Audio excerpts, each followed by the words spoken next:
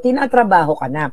Ang utos, ang marching order ni Lisa Tanas ay haharangan, okay, ang motu proprio o yung investigation nagagawin ni Senator Bato para dito sa war on D na ito. Ang kagustuhan ni Senator Bato na magkaroon din ng investigation sa Senado patungkol sa war on drugs at isa po kasi sa mga dinadawit siya po, siyempre no, at Senator Bongo, si PRRD at ilang pang mga kaalyado nito. Ngunit ang gusto ni Senator Bato na magkaroon din ng investigation sa Senado para malaman at magkaroon po ng kalinawan sa issue po ng war on drugs, particularly po sa bagong allegation nitong si Colonel Garma na umano'y nagkaroon po ng reward system doon sa mga nabiktima po ng war on drugs. Ngunit, ayon kay Ms. Maharlika, umano'y may utos ang babaeng Palakas sa Malacanang kay Kilay na harangin umano ito at hindi dapat itutuloy ang pagdinig sa Senado patungkol sa issue ng war on drugs. Bakit nila haharangin? Ang sabi is bias daw po ba? Paano magiging bias, no?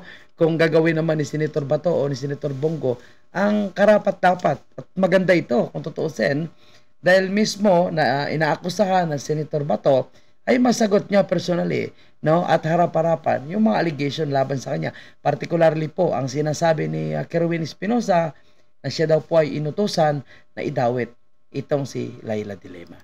Anyway, pakinggan muna natin, no, itong mga sinabi ng bagong pasabog ni Madam Maharlika sa kanyang Buljak TV. Let's go. Kilay, si Kilay ay si Kilay, pwede rin siya makata, yan si Escudero. Okay, what is our title today, darling? Today is Kilay at Buto, daharangan si Senator Bato. Gabi, nag-vlog ako dahil kinukulit ko si Senator Bato. You know, alam niyo naman na ako very critical ako kahit kanino, whether Duterte ka man, bangag ka man, I don't care. As long as pag sinasalansan natin ng mga bagay-bagay, pag kailangan bodyakin natin. But this time, I want to warning Senator Bato. Kasi eto ang nanggaling sa akin puting ahas. Senator Bato, nag-release ka ng statement, di ba? Yesterday, na ipapatawag mo si Pangulong Duterte at ang iba pang mga sangkot dito sa war on Polvoron o war on D na ito. Dahil ang sabi mo nga na baka si Pangulong Duterte ay pumunta o as a resource person ay talagang a-attend siya dito sa Senate hearing na gagawin mo. So ngayon, ang gusto kong sabihin sa'yo, tinatrabaho ka na. Kaya bigla akong, itong vlog na to, bigla akong naawa, okay, kay Senator Bato, kasi hindi niya pa to alam. Okay, hindi ko pa to alam, palangging. Okay, ngayon, tignan natin. Alam mga puting ahas natin, alright? Ang utos, ang marching order ni Lisa Tanas ay haharangan, okay, ang motu proprio o yung investigation nagagawin ni Senator Bato para dito sa war on D na ito. Senator Bato, now you know. Okay? I don't know ano ang mga eksena dyan, di ba? Kasi lalatag ka ng, for sure, ng resolusyon para i-open yung investigation dito sa war on D na ito. So actually mga kababayan po natin, itong pasabog ni Ms. Maharlika, ito na nga po, dahil ayaw daw umano ni Escudero na si Senator Bato ang kahawak sa investigation sa war on drugs. So tumama po, no, itong sinasabi ni Ms. Maharlika. At kaugnay po dyan, ito ayan, so nagbida-bida din po itong si Ontiveros. At dapat kasi yung ganitong klaseng pagdinig, no, ay mapupunta dapat sa committee ni Senator Bato. Ito po yung Committee on Dangerous Drugs and Public Order. So tama ata yung nabanggit natin. Committee on Public Order and Dangerous Drugs. So yan pala yung tama. So supposed to be dyan mapupunta yan. Pero ang gusto ni Hontiveros ay mapupunta sa Committee of the Whole daw po yung investigation. Kasi ang hawak dyan ay itong si Hontiveros. Obvious, diba? Okay? Obvious na ayaw nila mapunta kay Senator Bato. So mukhang gusto nila magbida-bida at mukhang may script na naman sila na nakahanda. So para dito, ano? So takot sila na mabubuking ang script na ginagawa po ng taga House of Representatives. So obvious naman kasi base po dito sa mga sinasabi nitong si Kerwin Espinosa at of course itong si Colonel Garma. So yun nakikita natin sa kanilang pagmumukha. So anyway mga kababayan po natin, tapusin muna natin itong sinasabi ni Miss Marlica. Since na kayo naman ang dinidiin ng bangag na administrasyon na ito at ng butod na ito. Itong si Kilay Escudero, ikaw Kilay, traidor ka, taksil ka sa inang bayan. Bakit ka makikipagsabwatan kay Butod? Sino si Butod? Si Palaka, si Lisa Tanasa, name it, kidnapper, smuggler.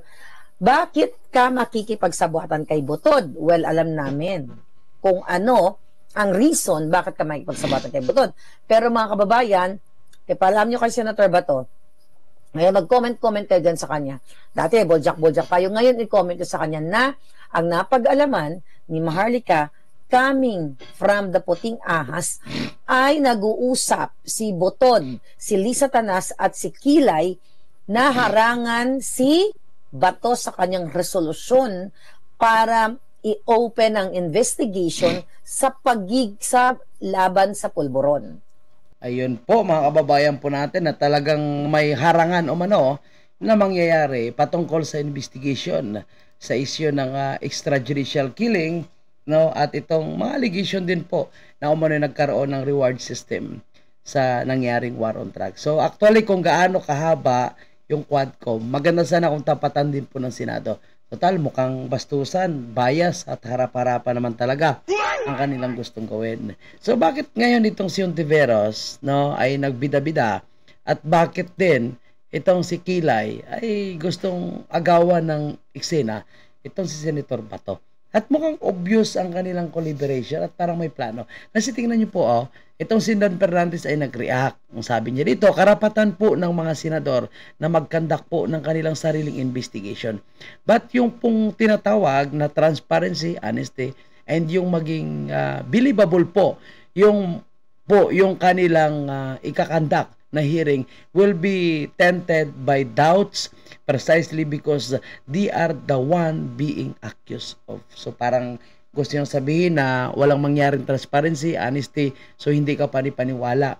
Sa maigaling salita, parang sabihin niya na magiging bias. Kung totoosin, sila din naman hindi naman kapanipaniwala yung kanilang ginagawang investigation. Transparency and accountability. Nakikita po natin, no, yung paraan nila ng pagtatanong at kung hindi po nakasunod sa kanilang kagustuhan, automatic contempt nila. So dyan po ba may patas? Nagkaroon po ba ng karapatan ang mga resource person? At kung titingnan po natin, bakit gano'n na lang kabilis magbaliktad itong si Garma at itong si Kerwin Espinosa na self-confessed na drug lord. Ngayon, nakikita natin kung paano nila bigyan ng halaga, protection at pinapakinggan, no, kaysa napakagandang ginawang programa ng dating presidente, no, itong war on drugs, na kahit po itong si Barbers ay hinahangaan si Congressman Richard Gomez at kahit ito naman lahat sila, Abante, Fernandez, Acop, lahat sila bilib na bilib, no, kasi mayroong pong isang presidente na napakatapang, handang manindigan para tuparin ang kanyang pangako, parte po ng kanyang plataforma noong kanyang pangangampanya. So, alam natin na itong si Dan Fernandez ay talagang yellow at pink lawan ito. Pero nakita natin kung paano niya suportahan ang dating administrasyon dahil napaka-effective. Kahit yung lugar nila sigurado po sa Laguna ay nakaramdam po ng pagbabago, no, at talagang maraming durugista talaga ang sumuko. So ngayon wala na yan, no? Kaya hindi po nila madidinay. Pero alam natin kung magkanong dahilan kaya gano'n na lang po sila ngayon, no? Sinisiraan itong ating dating presidente. So ngayon, nangako po si PRR, dinaharap po siya sa pagdinig sa House of Representatives. Si Abante ngayon mukhang naduwag, natakot, no?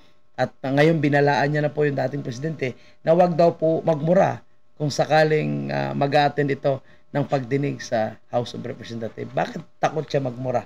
Hindi murahin mo rin, ganon, diba? Kasi hindi mo kayang pigilin yan si PRRD. Dahil yan na po yung kanyang paraan, ang kanyang ugali, no? Hindi mo kayang baguhin yan.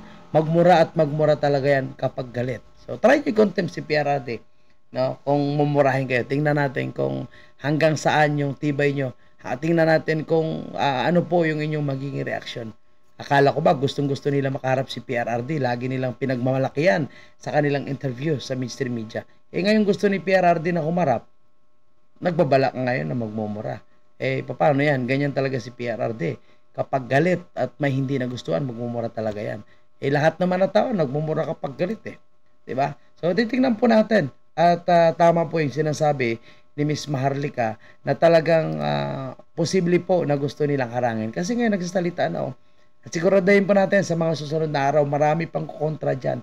Marami pang magbabatikos kay Senator Bato at sasabihin po nila na biased, no?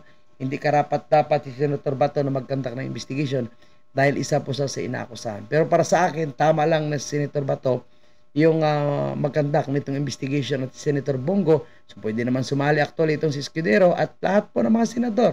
Kung may itatanong po sila, may gusto po silang i-verify. At least, no, harap-harapan na sagutin ni Senator Bato itong mga allegation laban sa kanya.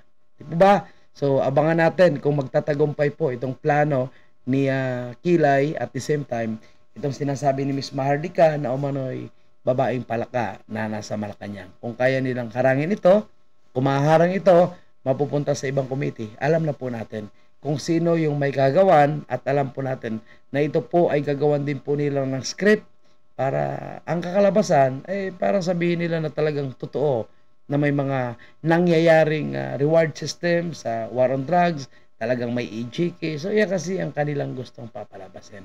Anyway, hayaan natin sila kasi malapit naman po mapalitan ang ibang mga senador dyan at uupo na po yung mga miyembro ng PDP. No? So abangan na lang natin yung mga panibagong update. Sa ngayon yan lang po muna. Maraming salamat and God bless po sa inyong lahat, ating mga kababayang mga ka-DDS.